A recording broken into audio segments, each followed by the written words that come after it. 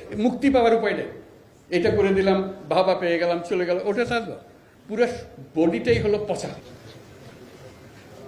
রংপুরে বহুবার এসেছি, বহুদিন থেকে রংপুরের সঙ্গে আমি সংযুক্ত। এরকম ভারী মনে রংপুর আসে নাই কোনোদিন। রংপুরের দারিদ্র এবং রংপুরের দুরবস্থা ক্রমাগতভাবে দেখে গেছে। আজকে যে কারণে আসলাম, রংপুরের একটি ছেলে সে সারা বাংলাদেশকে পাল্টে দিয়েছে। শুধু বলেছে আর না, তুমি যত অত্যাচার করো আমি আছি। সে বুক পেতে দিয়েছে অত্যাচারকে গ্রহণ করার জন্য। তার বুক চিরে গুলি চলে গেছে। এই তার আত্মত্যাগ সারা বাংলাদেশকে জাগিয়ে দিয়েছে। একটা ঘটনা, প্রতিবাদ, তার কিছুর করার নাই, নিজের শরীর ছাড়া আর কিছুই ছিল না। এই শরীরটা দিয়ে সে প্রতিবাদ করেছে, আত্মাহুতি দিয়েছে। মানুষ কত আইন করে বিচার করে ফাঁসিতে চায়, এই কিছু না, অত্যাচারীর সামনে দাঁড়িয়ে গেছে। এই অত্যাচারীর ভূমিকায় আমরা সবাই, সেই ভূমিকাটা পরিবর্তন করা। আমরা ন্যায় বিচার, সভ্যতা যে কথা বলি, সেগুলোকে প্রতিষ্ঠিত করার জন্য, যেটার অভাবে আবু সাইদ সবার সামনে তুলে ধরল কীরকম অবিচার মানুষের উপরে করতে পারে। আমরা তার কারণে আজকে দ্বিতীয় বিজয়ের কথা বলছি, যে কারণে রংপুরের দিকে সারা বাংলাদেশের মানুষ তাকিয়ে আছে, সালাম দিচ্ছে। তোমরা আমাদেরকে জাগিয়ে দিয়েছ, সারা পৃথিবী রংপুরকে সম্মান করছে। এরকম প্রতিবাদী যুবক এখানে কিভাবে জন্ম নিল? আমরা বলছি যে আমরা মহাকাব্য পড়ি, মহাকাব্যের নায়ক নায়িকাদের কাহিনী পড়ি। আবু সাইদ এই মহাকাব্যের নায়ক। সে নিজে রচনা করে দিয়ে গেছে এবং তার কারণে একটা পুরা জাতিকে আবার জাগিয়ে দিয়েছে, দুঃস্বপ্ন থেকে জাগিয়ে দিয়েছে, বর্বরতার থেকে জাগিয়ে দিয়েছে। আমরা একটা বর্বর জাতি হয়ে গেছি, সে সেটা দেখিয়ে গেল কত বর্বর আমরা হতে পারি। আমরা স্বাধীন জাতি বলতেছি, আমরা মুক্ত জাতি বলতেছি, ফাঁকা কথা। আমরা বর্বরতার চূড়ান্তে গিয়ে পড়ছি। এই বর্বরতা থেকে মুক্তি পাওয়ার জন্য কি উপায়, সেটা জানার জন্য রংপুরে এসেছি। আবু সাইদের কাছে গেছি, তার কাছে মাপ চেয়েছি যে তোমাকে এই বর্বরতা থেকে আমরা মুক্তি দিতে পারিনি, ভবিষ্যতে যেন এটা না হয়, এটাই হলো আমাদের বিষয়। আপনারা সংবাদ মাধ্যম, আপনাদের মাধ্যমেই আমরা এটা জানতে পেরেছি, আপনাদের মহান শক্তি। এই শক্তিটাকে প্রয়োগ করে কিভাবে জাতিকে আবার একত্র করা যায়, এক পরিবার বানানো যায়। কেউ কারো মারার জন্য নয়, আমরা মারার জন্য দেশ বানাইনি, গড়ার জন্য দেশ বানিয়েছি। এই জিনিসটা পরিষ্কার করার জন্য আপনাদের মাধ্যমে আমরা একটা পরিবার, সবাই সবাইকে রক্ষা করব, সবাই সবার উপরে ওঠার চেষ্টা করব, সবাই মিলে এই জিনিসটা বুঝিয়ে দেওয়া।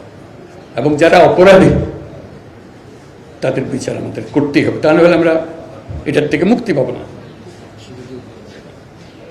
কাজেই অপরাধীকে আমরা বিচার করব, যে নিরপরাধ তার উপরে কোনো রকমের একটা অপবাদ লাগিয়ে দিয়ে তার উপরে আবার অত্যাচার করে আবার বর্বরতার দিকে যেন আমরা চলে যাচ্ছি। এটা খুব গুরুত্বপূর্ণ সময় পালন করছি, প্রতি মুহূর্ত অত্যন্ত গুরুত্ব, যাতে করে আমরা একত্র হতে পারি সবাই। কেউ আমাদের বিদেশি আক্রমণকারী না, আমরাই। এই আমরা গলাগলি করে বাঁচতে চাই, মারামারি করে না। সেই জিনিসটা সবার জানান দেওয়া, আপনারা এটাকে উৎসাহিত করেন যে আমরা এক হই, যে যার মত আছে, যার যেভাবে আছে, ভাই ভাই ভাই বোন কত রকমের ঝগড়া হয়, তাই ভাই বোনের সম্পর্ক নষ্ট হয় না, কেন হবে? এটাকে আপনারা চারদিকে বলেন আমরা একই পরিবার, সে হিন্দু হোক, মুসলমান হোক, বৌদ্ধ হোক, খ্রিস্টান হোক। এখন শুনছি বৌদ্ধ, খ্রিস্টান, হিন্দু এটা নিয়ে আবার মারামারি করতেছে, কে কার বিরুদ্ধে লাগতে পারে, এদিকে এক মারামারি করলো আবার আরেক মারামারি।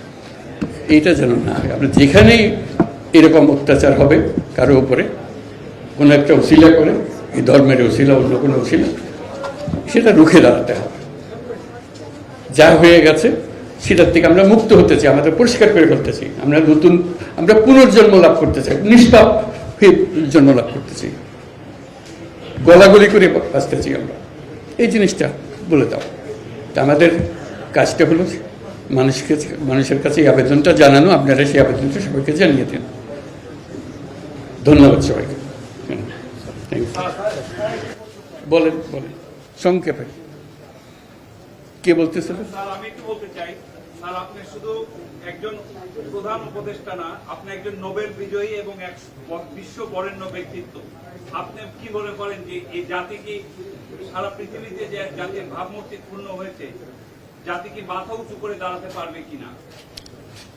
যেটা আমি সবসময় বলে আসছি, আবারও বলি,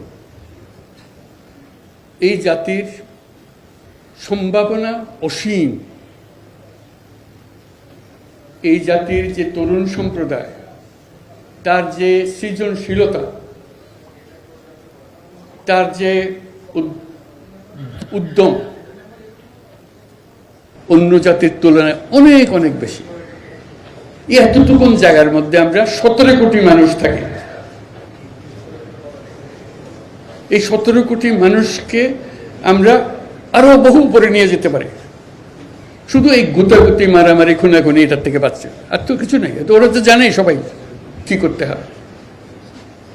কাজে অন্যরা কি মনে করলো সেটা শীতের দুঃখ পাওয়ার চাইতে বড় কথা হলো যে এসছে, বড় কথা হলো যে আমরা নিজেদেরকে কি দেখতে চাই, আমাদের স্বপ্নটা কি, আমাদের স্বপ্ন আমরা বাস্তবায়ন করব।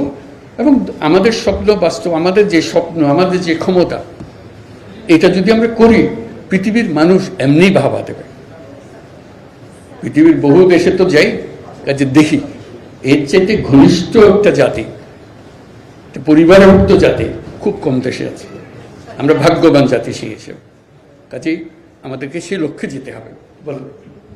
আমরা রাষ্ট্র সংস্কারের কথা বলছি, আমরা রাজনীতির পরিবর্তনের কথা বলছি, গণমাধ্যমের পরিবর্তন কিংবা রাষ্ট্রীয় যে প্রতিষ্ঠানগুলো আসলে নিজের স্বাধীন মতো কাজ করতে পারছিল না, বিচার ব্যবস্থা সহ, সেই পরিবর্তনে স্যার আপনারা কি কাজ করছেন? ওগুলো সব নষ্ট হয়েছে বলে তো আজকে দুঃখের মধ্যে। কাজে আপনি এটা যদি পরিষ্কার না করেন আর যাবেন কোথায়? আবার বর্বরতার মধ্যে থেকে গেলেন। কাজে এটা পরিষ্কার করতেই হবে, এটার কোনো বিকল্প নেই। আপনি যতভাবেই বলেন, প্রত্যেকটা জিনিস, এটা এই না যে এই জিনিস নষ্ট হয়ে গেছে, ওরকম না, পুরো জিনিসটাই পচে গেছে। এই পচা জায়গাতে আবার নতুন তত্ত্বটা জাতি আবার তৈরি করতে আমরা পারি। শুধু আমাদের সবাই একত্র হতে পারে, এটা করতে হবে, কঠিন হাত করতে হবে। কঠিন যদি না হন এটা পারবে না, ওই থেকে যাবে, মানে বীজ থেকে যাবে, বীজ থাকলে দিব। অবশ্যই অবশ্যই অবশ্যই জানি আমি, আপনি যেরকম জানেন, বুঝছি বুঝছি, বহু একটা সমাধানে হবে না তো। আপনি বলছেন, আমি বুঝছি আপনার একটা অংশ, কিন্তু আরো বিষয় আছে, সব একসঙ্গে নিতে হবে এবং করতে হবে। এটা হচ্ছে মুক্তি পাওয়ার উপায় নেই। এটা করে দিলাম, ভাবা পেয়ে গেলাম, চলে গেল, ওটা থাকলো। পুরো বডিটাই হলো পচা। আপনি ৭৮ সালে সেই যুদ্ধ গ্রামে আপনি অর্থনীতির টাকা